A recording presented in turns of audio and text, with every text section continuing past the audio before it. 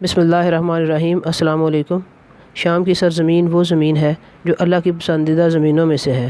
یہ وہ جگہ ہے جہاں قیامت کے دن ساری مخلوق کو اکٹھا کیا جائے گا اور ان کا حساب کتاب ہوگا۔ یہ سرزمین انبیاء کی سرزمین ہے۔ یہاں کے لوگوں کے مہمان نواز ہونے کا ذکر خود اللہ نے فرمایا ہے۔ یہ وہ جگہ ہے جس کے لیے نبی کریم صلی اللہ علیہ وآلہ وسلم نے دعا کی ہے۔ یہ وہ ملک ہے جہاں وقت آخر میں ہمیں جانے کو کہا گیا ہے۔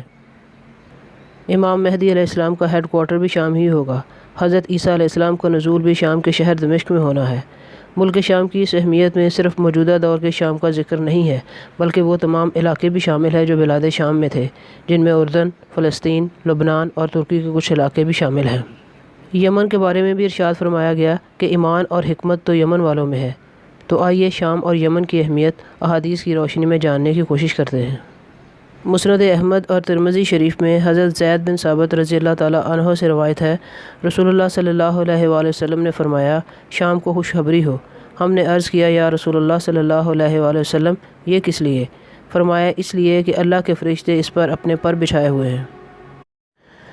مرات المناجی میں حضرت شریف ابن عبید سے روایت ہے، وہ فرماتے ہیں کہ حضرت علی رضی اللہ تعالیٰ عنہ کے پاس شام والوں کا ذکر ہوا اور عرض کیا گیا، اے امیر المومنین، ان پر لعنت کیجیے۔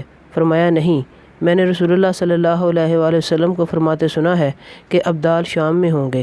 وہ حضرات 40 مرد ہیں، جب ان میں ایک وفات پاتا ہے تو اللہ اس کی جگہ دوسرے شخص کو بدل دیتا ہے۔ ان کی برکت سے بارشیں برستی ہیں، ان کے ذریعے دشمنوں پر فتح حاصل ہوتی ہے، ان کی برکت سے شام والوں سے عذاب دفع ہوتا ہے۔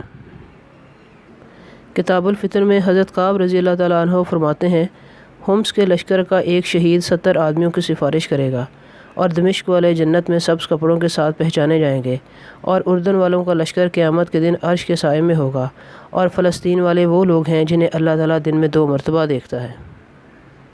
ہومس شام کے ہی ایک شہر کا نام ہے جو کہ دمشق کے شمال میں 162 کلومیٹر کے فاصلے پر ہے۔ بخاری شریف میں ابن عمر سے روایت ہے، حضور پاک صلی اللہ علیہ وآلہ وسلم نے فرمایا، اے اللہ، ہمارے شام میں برکت فرما، اے اللہ، ہمارے یمن میں برکت فرما۔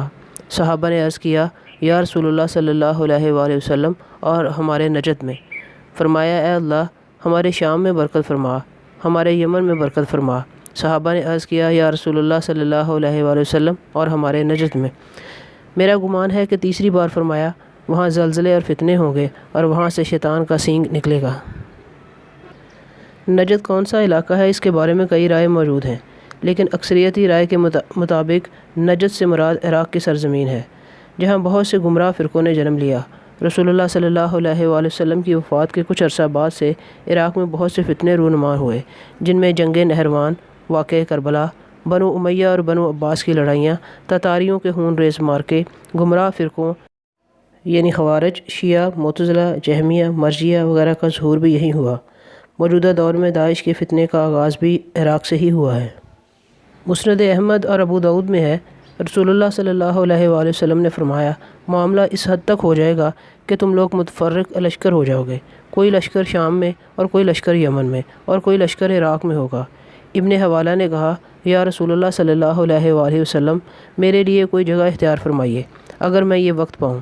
تو فرمایا، تم شام کو اختیار کرنا، کیونکہ وہ اللہ کی زمین میں بہترین زمین ہے، کھنچ آئیں گے اس کی طرف اس کے بہترین بندے۔ لیکن اگر تم نہ کر سکو تو اپنے یمن کو اختیار کرنا اور تالابوں سے پانی پینا، کیونکہ اللہ نے میرے لیے شام اور شام والوں کی ضمانت دی ہے۔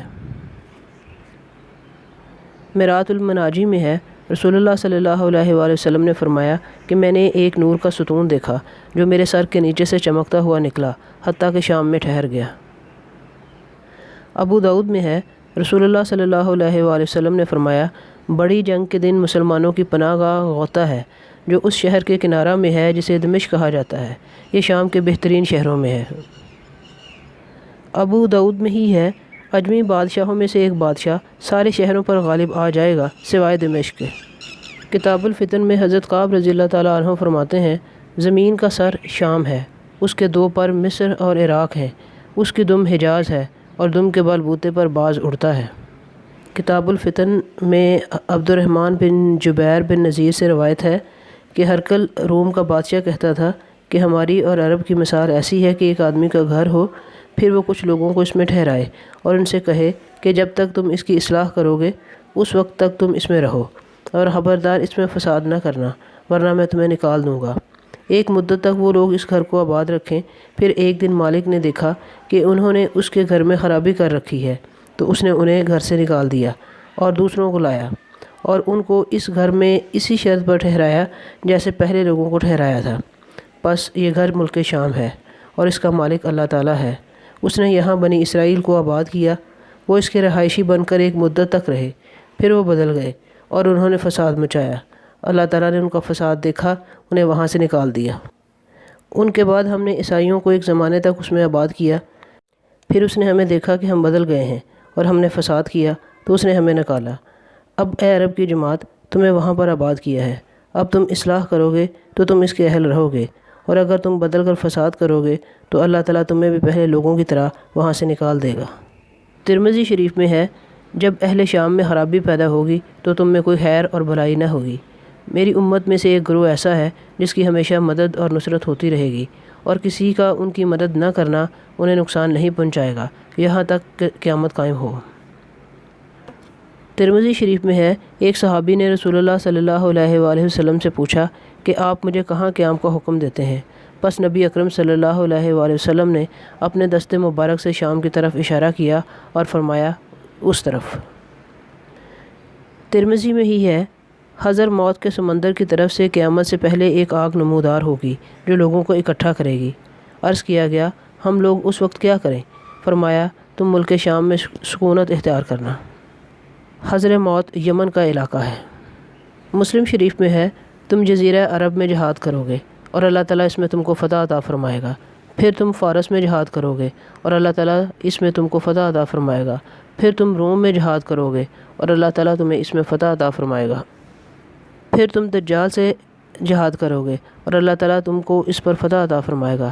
نافع نے کہا، اے جابر، ہم شام کی فتح سے پہلے دجال کو نہیں دیکھیں گے۔ مشکات شریف میں ہے، دشمن اہل شام کے ساتھ جنگ کرنے کے لیے اکٹھے ہوں گے۔ اہل اسلام ان آدمیوں کے لیے اکٹھے ہوں گے۔ مسلمان اپنے لشکر میں سے ایک فوج منتخب کریں گے جو مرنا قبول کریں گے اور غالب فتح یاب ہو کر واپس لوٹیں گے۔ کتاب الفتن میں حضرت کعب رضی اللہ تعالیٰ عنہ فرماتے ہیں، لوگوں کے لیے ہمیشہ مہلت ہوگی جب تک کہ سر پھٹنے نہ لگ جائیں۔ جب سر یعنی ملک شام پھٹے گا تو لوگ ہلاک ہو جائیں گے۔ حضرت کعب رضی اللہ تعالیٰ عنہ سے کہا گیا کہ سر کے پھٹنے کا کیا مطلب ہے؟ فرمایا کہ شام تباہ ہو جائے گا۔ کتاب الفتن میں حضرت طبی رحمۃ اللہ فرماتے ہیں، جب زرد جھنڈے مصر میں داخل ہو جائیں اور غالب آ جائیں اور اس کے منبر پر بیٹھ جائیں تو شام والوں کو چاہیے کہ وہ زمین میں سرنگیں کھود لیں، اس لیے کہ ان کے لیے وہ تباہی ہے۔ زرد جھنڈے مصر میں 2014 میں اخوان المسلمین کی جانب سے مصر کے منتخب صدر محمد مرسی کے حق میں پرامن احتجاج کرنے والے شہید مصریوں کے ساتھ اظہار یکجہتی کے لیے نکالے جا چکے ہیں۔ کتاب الفتن میں حضرت کعب رضی اللہ تعالیٰ عنہ فرماتے ہیں، مسلمانوں کے لیے جنگوں سے بچنے کے لیے دمشق جائے پناہ ہے، اور دجال سے بچنے کے لیے نہرابی فطرس جائے پناہ ہے، اور یاجوج ماجوج سے بچنے کے لیے طور جائے پناہ ہے۔ نہرابی فطرس کے بارے میں کہا جاتا ہے کہ یہ ایک فرشتہ ہے جس کے پر جل گئے تھے، اور حضرت امام حسین علیہ السلام کی ولادت کے موقع پر حضرت امام حسین علیہ السلام کے جسم اطہر کی بدولت ان کے پر واپس ملے تھے۔ عرب و روضہ امام حسین پر 70,000 فرشتوں کے ساتھ دعا کرتے ہیں۔ واللہ عالم۔ مسلم شریف کی کافی لمبی روایت ہے، اس میں سے اقتباس ہے، مسلمان وہاں سے نکل پڑیں گے، حالانکہ یہ خبر غلط ہوگی۔ جب یہ ملک شام پہنچیں گے تب دجال نکلے گا۔ جس وقت وہ لڑائی کی تیاری کے لیے صفیں درست کریں گے اور نماز قائم کی جائے گی تو حضرت عیسیٰ ابن مریم نازل ہوں گے اور وہ مسلمانوں کو نماز پڑھائیں گے۔ مشکات شریف میں ہے، اللہ تعالیٰ مسیح ابن مریم کو مبعوث فرمائے گا۔ وہ دمشق کے مشرقی جانب بیضا منارہ سے اتریں گے۔ وہ زرد رنگ کے کپڑے زیب تن کیے ہوئے ہوں گے، اپنے ہاتھ فرشتوں کے پروں پر رکھے ہوں گے۔ جب اپنے سر کو نیچا کریں گے اس سے قطرے گریں گے، اور جب سر اٹھائیں گے چاندی کے موتیوں کی مانند قطرے گریں گے۔ جس کافر تک ان کی خوشبو پہنچے گی وہ مر جائے گا، ان کی خوشبو جہاں تک ان کی نظر پہنچتی ہے وہاں تک پہنچے گی۔ کتاب الفتن میں طاؤس رحمۃ اللہ سے روایت ہے، 3 زلزلے ہوں گے، ایک یمن میں وہ سخت ہوگا، دوسرا شام میں وہ پہلے سے زیادہ سخت ہوگا، تیسرا مشرق میں ہوگا، وہ تو بالکل ختم کر دینے والا ہوگا۔ یمن اور شام کے زلزلے تو واقع ہو چکے ہیں لیکن مشرق والا ابھی تک نہیں ہوا ہے۔ ترمذی شریف میں حضرت زید بن ثابت رضی اللہ تعالیٰ عنہ فرماتے ہیں، نبی کریم صلی اللہ علیہ وآلہ وسلم نے یمن کی طرف نظر کی، پھر فرمایا، الہی ان کے دل ادھر لگا دے اور ہم کو ہمارے سا میں اور ہمارے مد میں برکت دے۔ سا اور مد ناپ تول کے پیمانے ہیں جو خرید و فروخت کے لیے استعمال ہوتے ہیں۔ مطلب یہ ہے کہ اللہ ہمارے رزق میں برکت عطا فرمائے۔ مسند احمد میں ہے، رسول اللہ صلی اللہ علیہ وآلہ وسلم نے فرمایا، عدن ابین سے 12,000 ایسے لوگ برآمد ہوں گے جو اللہ اور اس کے رسول کی مدد کریں گے۔ میرے اور ان کے درمیان جتنے بھی لوگ ہیں وہ ان تمام لوگوں سے افضل ہوں گے۔ ترمذی شریف میں ہے، رسول اللہ صلی اللہ علیہ وآلہ وسلم نے فرمایا، تمہارے پاس اہل یمن آئے، وہ نرم دل اور رقیق القلب ہے، ایمان یمنی ہے اور حکمت بھی یمنی ہے۔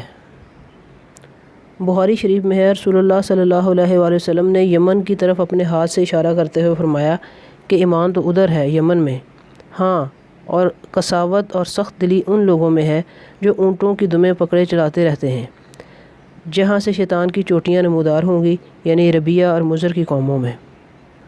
مشکات شریف میں ہی ہے، مشرق کی طرف سے فتنے نمودار ہوں گے، جفا اور سخت دلی جنگل میں رہنے والے خیمہ نشینوں، ربیہ اور مضر قبیلوں سے تعلق رکھنے والے ان لوگوں میں ہوگی جو اونٹوں اور بیلوں کی دموں کے پیچھے چل رہے ہوں گے۔ ربیہ اور مضر عرب کے دو بڑے قبائلی گروہ ہیں۔ قریش کا تعلق مضر سے تھا۔ ربیہ قبائل وسط عرب میں آباد تھے۔ مسلمہ کذاب کا تعلق ربیہ سے ہی تھا۔ دونوں قبائل مسلمان ہونے کے باوجود علاقائی اور قبائلی عصبیت کا شکار تھے۔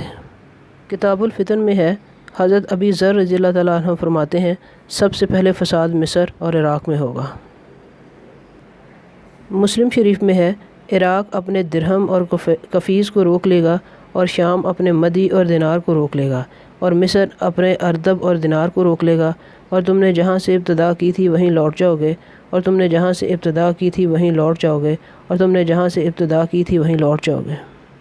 اللہ تعالی ہمیں اسلامی ممالک کی اہمیت کو سمجھنے کی توفیق عطا فرمائے اور عالم اسلام میں اتحاد پیدا فرمائے۔ آمین ثم آمین۔